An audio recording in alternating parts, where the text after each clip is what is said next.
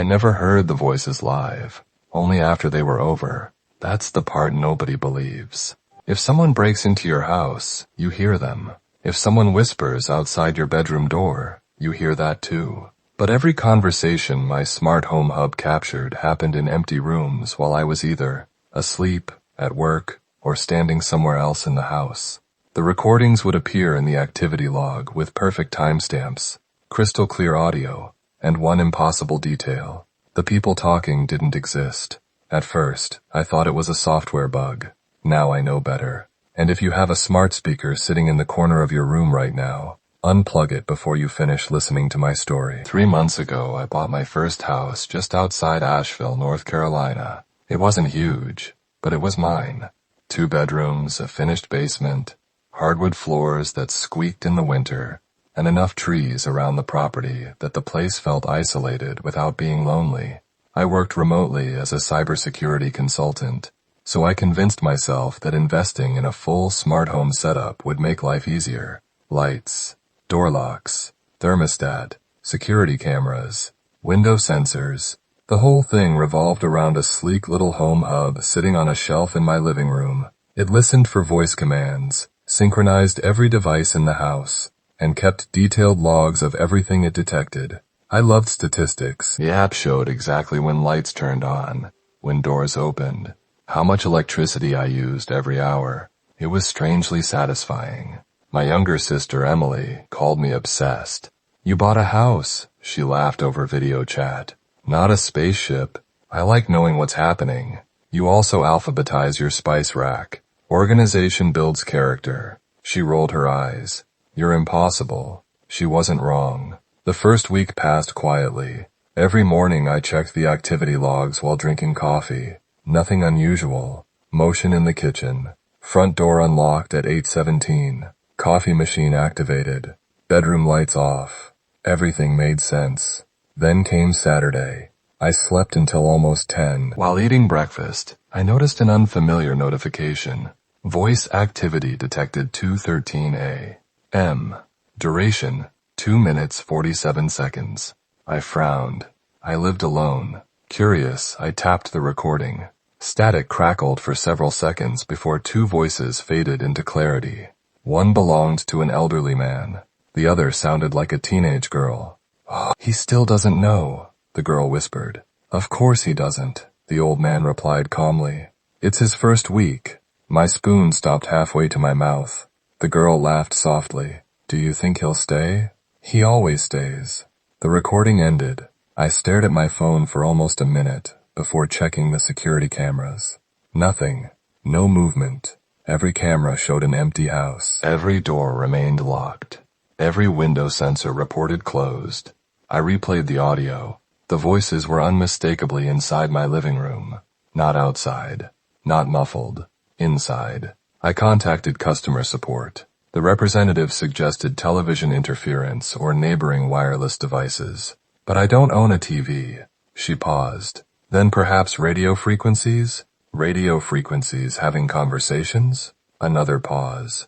"I'll submit a diagnostic report." Nothing came of it. Life moved on. Mostly. Except now I checked the logs every morning with a strange knot in my stomach. 4 days later, another recording appeared. This one lasted only 30 seconds. Different voices. A woman. A little boy. The woman sounded exhausted. "We shouldn't be here," the child answered quietly. "He can't see us yet." My chest tightened. What happens when he can? The little boy took several seconds before answering. "He'll hear us before he sees us." Silence. Recording ended. I searched every inch of the house. Closets. Attic access. Crawl space. Basement storage room. Nothing. Even my carbon monoxide detector showed normal readings. Emily came over that weekend. She listened to both recordings twice. "Honestly," she said, "this sounds like some weird AI glitch." I thought that too. She walked around the living room. "Maybe somebody hacked your system. I work in cybersecurity." She smirked. "Exactly. Pride comes before embarrassing tech support calls." I laughed despite myself. She always knew how to break tension. Then she became serious. "Have you actually felt Anything weird? I hesitated. There is one thing. What? Sometimes when I wake up, the house feels occupied. She frowned. Occupied? You know how you can tell someone else is awake before you actually see them? She nodded slowly. It feels like that. Neither of us spoke for a while. That night she stayed over, partly because she wanted to prove nothing was happening, partly because she didn't like how pale I'd become. Around midnight, we watched an old comedy movie, just to lighten the mood. Eventually, she headed to the guest room. I went upstairs. Before going to bed, I disabled voice recording entirely. Or at least I thought I did. The next morning, my phone buzzed. New voice activity detected 2:41 a.m. Duration 4 minutes. I froze. The recording settings still showed off. Hands trembling, I pressed play. A man's voice spoke first. She came. Another answered. She wasn't supposed to. The first sighed. It changes things. Then, a third voice. Emily. Perfectly clear. I don't like this house. I bolted downstairs. Emily was already awake. She looked exhausted. What's wrong? You talked last night. No, I didn't. You said you didn't like the house. I said that yesterday. Not in person. I played the recording. The color drained from her face. I never said those words like that. What do you mean? She swallowed hard. I dreamed I was talking to someone. Every hair on my arm stood up. In the dream, I couldn't see anyone. What happened? They kept asking me why I came here. I stared at her. I told them I was worried about my brother. Her breathing became shallow. They said, she stopped. What? They said I wouldn't remember meeting them. Neither of us noticed the smart hub sitting quietly on the shelf until it spoke. Not with one of our voices. Not with a recording. A calm, synthetic voice filled the living room. Conversation archived. Then the small LED ring turned from blue, calm, to a color I'd never seen before. A deep, pulsing gray. Neither of us had given it a command. The gray light didn't blink. It breathed. The ring around the hub slowly brightened, then dimmed, then brightened again, almost like something inside it had a heartbeat. Emily grabbed my arm so hard her nails dug into my skin. Did you change a setting? I couldn't answer. The app still showed the microphone disabled. The hub wasn't supposed to be listening. It definitely wasn't supposed to be talking. Then the gray light vanished. The device rebooted on its own. When it came back online, everything looked normal. Blue light, welcome chime, no error messages. Emily looked at me. I'm leaving. You think that's a good idea? I think staying here is a terrible one. She packed in less than 5 minutes. Before driving away, she stopped at the front door. I know you're going to keep digging. I have to. If you find out this is just some hacker screwing with you, I'll laugh about it. And if it isn't, neither of us answered. She hugged me longer than usual before pulling away. Call me every night. I will. She drove off. I watched until her taillights disappeared behind the trees. For the first time since moving in, the house felt genuinely empty. Or maybe it was pretending to be. I spent the rest of the day treating the problem like any other cybersecurity case. Factory reset, firmware reinstall, offline diagnostics, network isolation. I disconnected the hub from the internet completely. No Wi-Fi, no Bluetooth, no cloud access, just electricity. If someone had hacked it, the recording should stop. That night I ordered takeout and worked until almost midnight. I was determined not to let paranoia win. Around 1 a.m, I heard footsteps upstairs. Not loud, just enough weight to make the old hardwood groan. I muted my laptop. Silence. Then, 3 slow steps. Creak, creak, creak. I grabbed the fireplace poker. Every light in the house came on with one voice command. House lights on. Nothing happened. Right. The hub was offline. I had to flip every switch manually. By the time the upstairs hallway was fully lit, there was nobody there. Every bedroom empty. Bathroom empty. Closets empty. I even checked beneath the beds. Nothing. As I walked back downstairs, I noticed something strange. The thermostat display read 68 degrees, but I was sweating. The air felt crowded, not warmer, just heavier, like walking into a packed elevator where everyone suddenly stops talking. I hurried into the living room. The hub sat exactly where I'd left it, its power cable unplugged. I frowned. I knew I'd disconnected the network. Had I unplugged the power too? Before I could remember, the LED ring flashed gray. Impossible. The cable dangled 6 inches away from the socket. The device had no power. It spoke anyway. There waiting. The voice wasn't synthetic anymore. It sounded almost human. Then it died. No light. No sound. Nothing. I didn't sleep that night. The next morning, I carried the hub to my office downtown. My best friend Marcus managed the IT department for a medical research company. If anyone could explain what was happening, it was him. Marcus was the kind of guy who never panicked. Even during disasters, he'd crack jokes. When I placed the hub on his desk, he laughed. So this little hockey puck is haunted? I wish. He spent 2 hours taking it apart. Circuit boards, storage chips, battery. Everything looked normal. No hidden transmitter. No secondary battery. No modifications. So how did it power on? He shrugged. It didn't. What? If this thing lit up while unplugged? He looked directly at me. How? Then it wasn't using electricity. I waited for him to smile.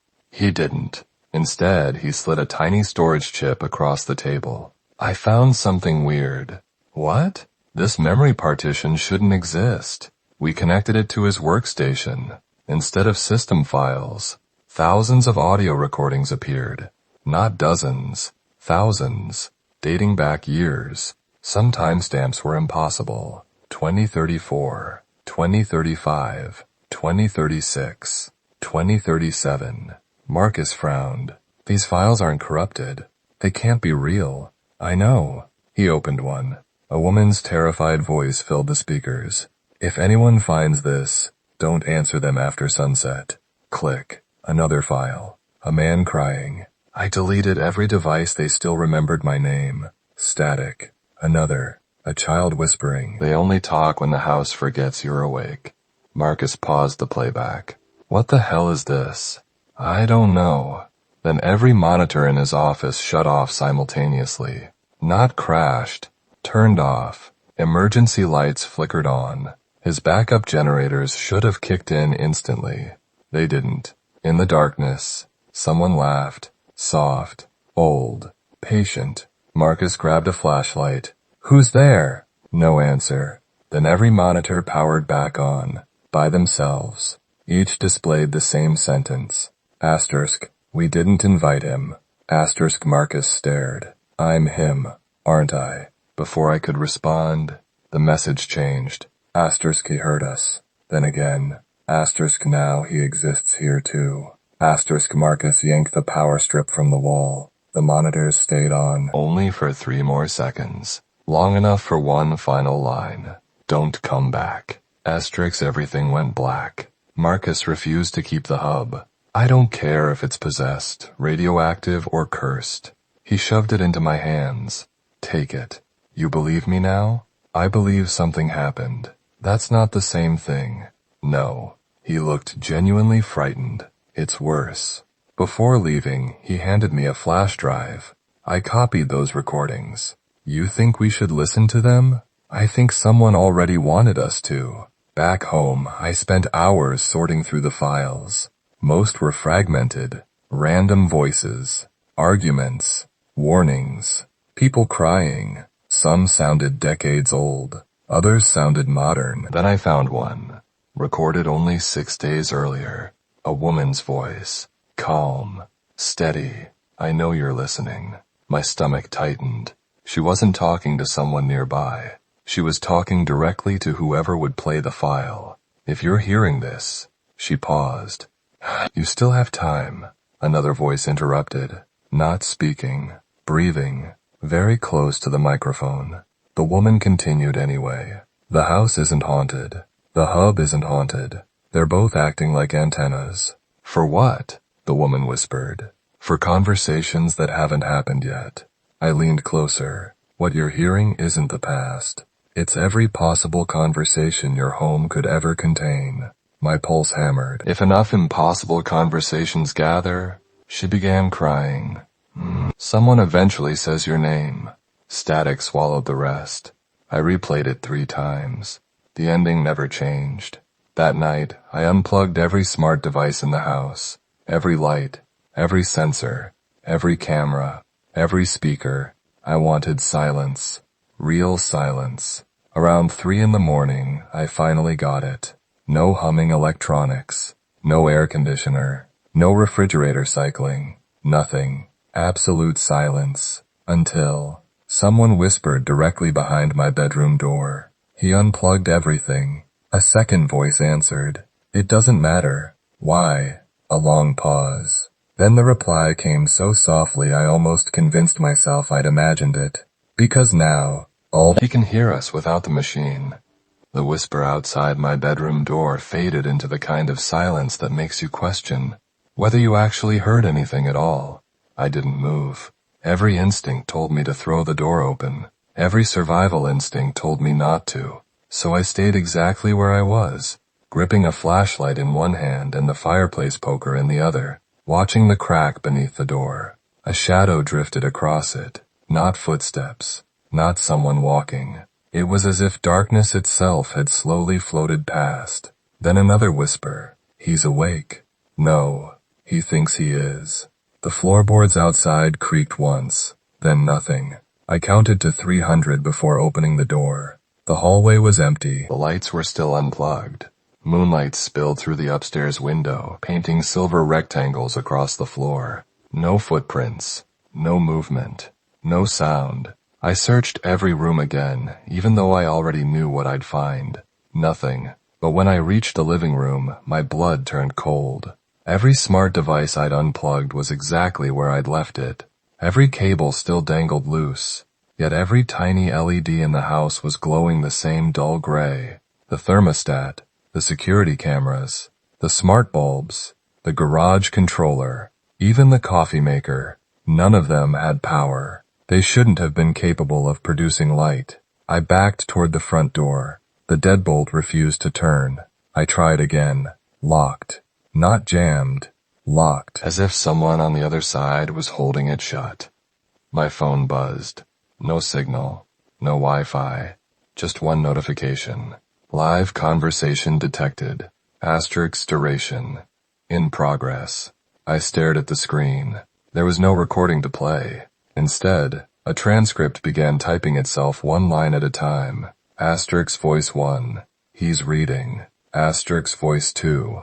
Good. Asterisk voice 1. Does he understand yet? Asterisk voice 3. Not until he reaches the basement. I slowly lowered the phone. I had never told anyone there was a basement. The app couldn't have known. Another line appeared. Asterisk voice 2. He's thinking about leaving. Asterisk voice 3. He can't. I ran to the kitchen, grabbed my truck keys, and smashed the front window with a chair. Glass exploded across the floor. Cold night air rushed inside. I climbed through the opening, hot, and landed back inside my living room. Not outside. Inside. The broken window was gone. The chair sat neatly beside the table. The glass had vanished. Nothing was damaged. I stood frozen. The house had folded in on itself. Every exit led back inside. Then the basement door creaked open by itself. A warm draft drifted up the stairs. Not cold. Warm. Like someone had just opened the door to a crowded room. I should have stayed upstairs. Instead, I grabbed my flashlight and went down. Each step felt softer than the last. The air smelled faintly of dust and old paper. Halfway down, I noticed voices. Not whispers this time. Conversation. Dozens of people talking over one another. None of the words were clear. It sounded like standing outside a restaurant where everyone was speaking through the walls. The voices grew louder with every step. At the bottom of the staircase, the basement looked exactly as I remembered. Concrete floor, storage shelves, water heater, breaker panel. Nothing unusual, except for one thing. A door. A white wooden door stood against the far wall. I'd lived there for 3 months. There had never been a door. It wasn't attached to the wall. It simply stood there, perfectly upright. Someone knocked from the other side. 3 slow knocks. Then a woman's voice. "Please don't open it." Another knock. A different voice. "You have to." Then another. "If you don't, we'll stay." I took one cautious step forward. The flashlight flickered. The voices stopped. Every single one. The silence that followed felt alive. A tiny brass plaque was fixed to the door. It held only 4 words. Asterix first conversation recorded here. Asterix my heart pounded so hard it hurt. I reached for the knob. Before my fingers touched it, my phone rang. It was Emily. I answered immediately. "Don't go in," she shouted before I could speak. "How did you know?" I remembered the dream. Her voice shook with panic. I remembered all of it. "What are you talking about? They weren't ghosts." "What are they?" "I don't know. But they told me something." I glanced back at the door. The handle had begun turning on its own. They said every connected home creates echoes. Echoes of what? Conversations. Between who? A long silence. Then she whispered the answer. Between every version of you that almost existed. The knob stopped turning. The room became ice cold. The voices returned. Only now, every single voice belonged to me. Some sounded older, some younger, some terrified, some laughing. Hundreds of versions of my own voice spoke at once. One cried that he'd lost Emily years ago. Another begged me not to open the door. One calmly counted backward from 10. Another whispered that he'd already made the wrong choice. Then one voice rose above all the others. Steady, confident. I opened it. The room fell silent. I thought I was saving them. The door slowly swung inward. There was no room beyond it. Only an endless darkness filled with thousands of tiny gray lights, floating like distant stars. Except they weren't stars. They blinked in rhythm, each one listening, each one waiting. I finally understood. The hub had never created the conversations. It had only translated them. The devices weren't haunted. They were receivers. The house wasn't cursed. It had simply been built in a place where the distance between possibilities had worn dangerously thin, and every microphone, every speaker, every connected device had widened the opening. I stepped back. Instead of entering the darkness, I pulled the basement's main breaker. The entire house went black. For one long second, every voice screamed my name. Then, silence. Real silence. When the lights returned a few minutes later, the white door was gone. The basement was just a basement again. I sold the house 2 months later. I never installed another smart device. People think it's because I'm paranoid.